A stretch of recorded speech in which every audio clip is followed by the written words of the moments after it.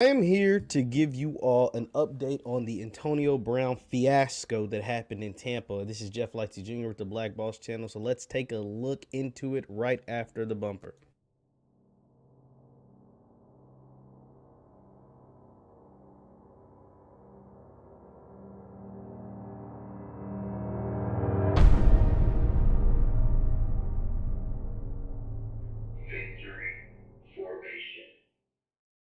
What is up, everyone? My name is Jeff Lightsey Jr. with the Black Boss channel. Thank you guys for tuning in. Be sure to hit the thumbs up button, like, share, subscribe, because we upload every single day. Now, by now, all of you have heard about what took place with Antonio Brown and the Tampa Bay Buccaneers, and I'm here to give an update. So I kind of went in a little bit on Antonio Brown because I felt like this is something that he has done his entire career, at least over the last, 5 years. Just something we've seen brewing for a long time. And I just felt like he embarrassed not only himself, but his family by the way he kind of exited the field.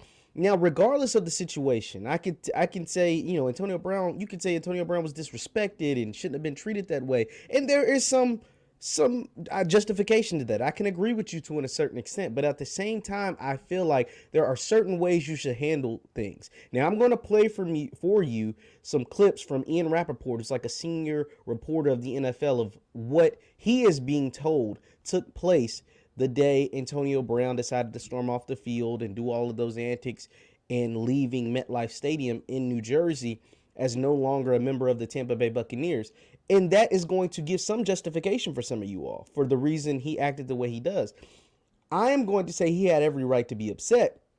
I am never going to defend the way he treated himself, because Antonio Brown is 33 years old. Antonio Brown is a grown man. Antonio Brown has 5 children. And it looks like he threw a temper tantrum, something that a child would do. And I just simply can't, I simply can't like stand for that. So let's listen to Ian talk about Antonio Brown and what he is being told took place the moment Antonio Brown stormed off the field. So let me make sure you can hear Ian. Let me know in the chat if you can hear Ian. Let me know in the comments if you can hear Ian Rappaport talk about Antonio Brown. Let's take a listen. Antonio Brown's situation. It started, the scenes we saw, of course, are on the sideline with the Bucs coaching staff and Bruce Arians telling Antonio Brown to get in the game. Antonio Brown refusing to get into the game despite the coaches asking him to, and then tossing him from the sideline and eventually releasing him. So what Ian is saying is that the coaches told AB to get in the game, because, AB is a part of the team and AB is back from injury, supposed to be anyway. They told him to get into the game. AB informs the team like, yo, I'm still hurt. I don't feel comfortable getting into the game, albeit he did, do pregame warmups, albeit he was suited and dressed, and albeit he had returned last week from his injury. But AB, to his defense, he did not practice a few days that week leading up to the game. And so typically when you don't practice, you typically don't play. And it's been the third quarter, and it doesn't seem like he had played. I didn't watch the game, so I don't know. I didn't see it exactly. But it sounds like he didn't play up until the third quarter. They're asking him to get in, and this is how he responded. But listen to AB, or at least his camp's response to what took place. Antonio Brown's standpoint, talk to people close to him. What they say is he did not feel like he was healthy enough to play. There was an ankle injury that he was battling, did not practice Thursday or Friday, was cleared to play in the game, was running routes and looking good, looking healthy before the game. But in his mind, the reason he refused, according to those close to Antonio Brown, is because he wasn't healthy. Looked pretty healthy there running across the field. Now that's interesting, because there's a couple of things. If he feels like he wasn't healthy enough, which he can feel like that is perfectly normal, and typically coaches respond well to a player that's injured, especially a player that's as valuable as Antonio Brown. AB, like, the Bucs need AB. Like, let's just be honest. Chris Godwin is out for the season. Mike Evans is dealing with the hamstring injury that's on and off. They need AB to be productive for their team to have a chance of winning the Super Bowl and repeating as Super Bowl champions. But that doesn't seem to be the case. AB, he warmed up, so he looked good during warm-ups, good enough to where the coaches felt like he can play. He's jogging off the field doing nothing, jumping jacks. Looks like that ankle, because he has an ankle injury, is okay. So, to react the way he did, even if the team told him to go to the locker room, I always thought there was more to it than just that, and this is what Ian gets into right now.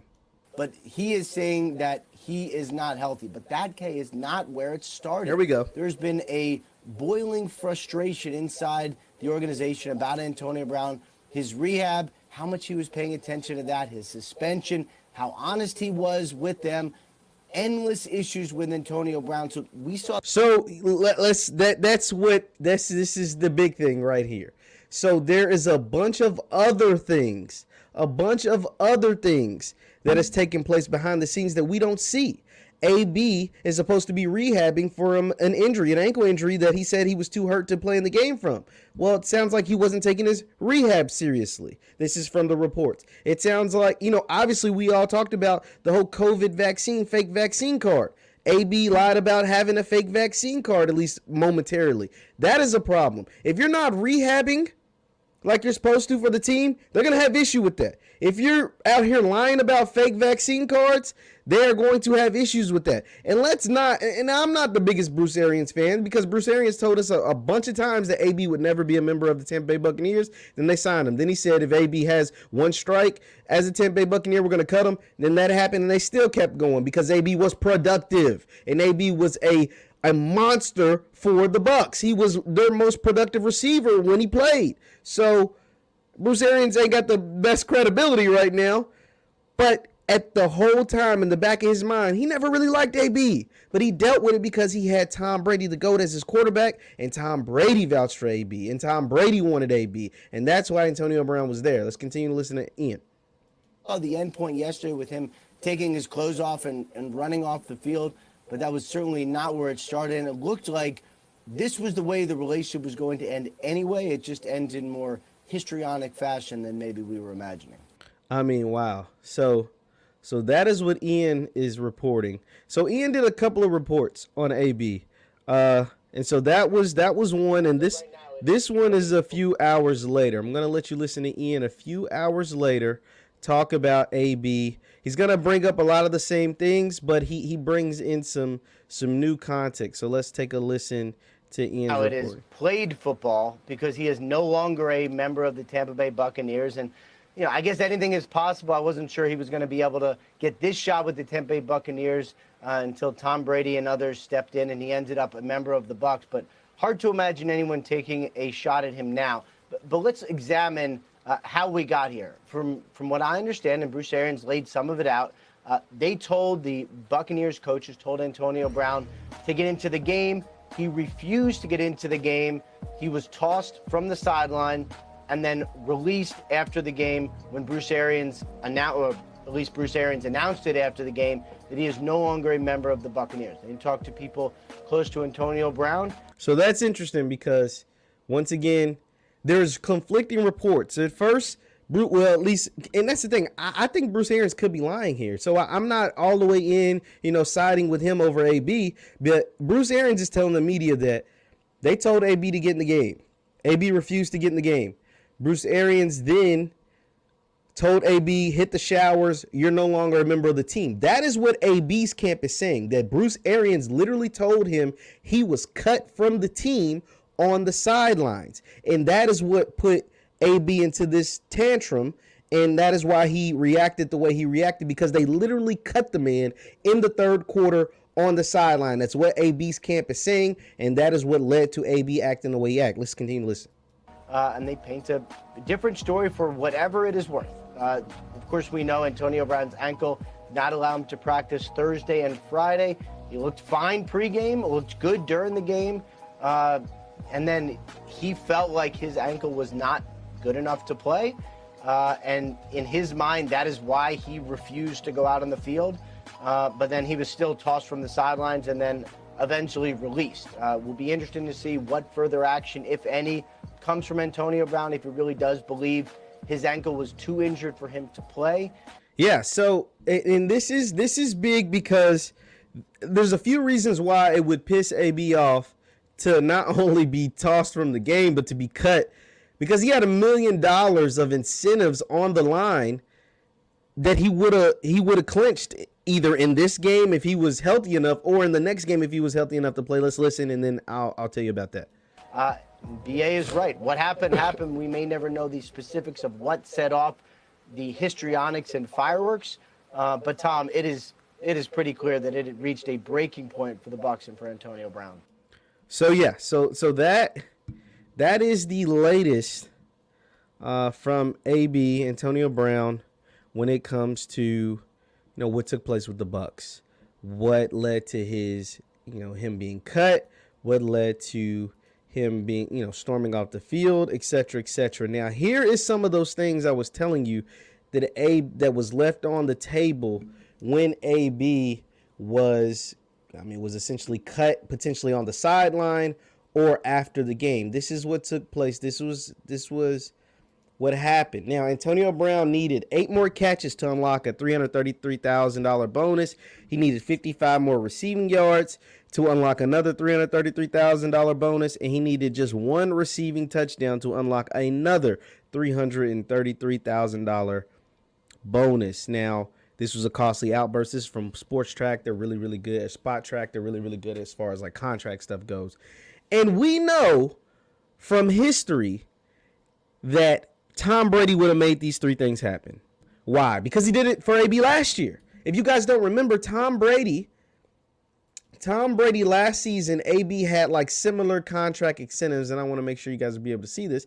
Last year, Tom Brady made sure AB hit the same similar contract incentives that he had in the 2021 season. He made sure AB hit all of them, or 2020 season. He made sure AB hit all of them and got all his bonuses. So Tom Brady in week 18, I guess, it's week 18, would have made sure AB hit all 3 of these, and he would have got another $1 million. Now, if the reports are true coming from the AB camp and Bruce Arians cut him before he got a chance to do this, I can see a level of frustration. But here's the thing, and here's why I'm still pissed at AB. Because if this is true, if Bruce Arians lied, which could be very, very true, he lied, and he actually cut Antonio Brown on the sideline, sent him to the locker room and cut him on the sideline during the game, Bruce Arians would have been the bad guy the next day.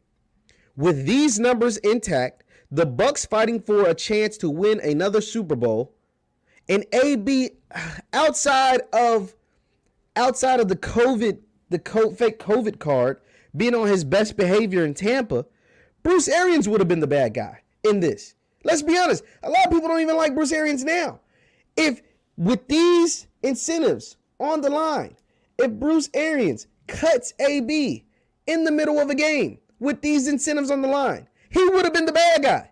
We would have been talking about me. I can only speak for me. I can't speak for everybody else. I would have been talking about how much of a douche Bruce Arians is for doing this. I would have. Now, don't get me wrong. AB missing training appointments is a problem. He shouldn't be doing that. AB having a fake COVID card is a problem. He shouldn't be doing that. But if AB, even if he leaves the field, doesn't leave it in the theatrical way that he does it, Bruce Arians would have took all the heat. We would have been coming for Bruce Arians. But AB, leaving the game the way that he did, put the spotlight on himself in a bad manner. Because guess what? Unlike Bruce Arians, AB has a checkered past full of bad stuff. Whether it's talking bad about Juju Smith-Schuster, the fallout with the Steelers, the fallout with the Raiders, the sexual assault cases that got him released from the Patriots, the fake COVID cards, the off the field stuff with his baby moms, all kinds of crazy stuff for AB. And then you put the cherry on top after you just acted a donkey, embarrassed yourself, embarrassed your family, done all this crazy stuff, potentially risked your career, potentially risk your Hall of Fame status. After all of that, you had a nerve to put out a damn rap song? You're the #1 trending topic in the world for all the wrong reasons, and you put out a damn rap song. Promote your rapping career. That's not the way to do it. You make posts talking about Super Gremlin. That's not the way to do it, AB. That is not the way to do it. Image matters. The way you left that field is a big, black, ugly image. Big black mark. Big, black, ugly, just disgusting image of your football career. And image matters. If image don't matter, why do people wear suits? If image don't matter, why do people get haircuts? If image doesn't matter, why do people like to look nice? That stuff matters. And the way you left the field, even if somebody told you to leave the field, the way you did it was disgusting, dude. And you embarrassed yourself and your family. And I hate that, honestly, Bruce Arians is probably the biggest villain in all of this, and he is able to get away with it. One, because his team's fighting for a playoff spot, but the main reason is because of the way you exited. I would have been here, and I'm still here because the Bruce Arians don't get off the hook if this is true. But see, now we don't have any way of confirming if it was true because all the headlines are pointed at AB. Bruce Arians is quite possibly the biggest villain in all of this, way more than Antonio Brown. But we won't know, or we don't know, because all the headlines are focused on AB. So, I don't know. I hate this for Antonio Brown. But he has gotten chance after chance after chance after chance, and that's why all the headlines are going to continue to be about him. And, you know, whether or not a guy who is one of the best football players to ever play the game will get a chance to be enshrined in Canton like he should. Leave your thoughts in the chat. Leave your thoughts in the comments on Antonio Brown. And do you think Bruce Arians is the biggest villain? Because I possibly think he quite possibly is.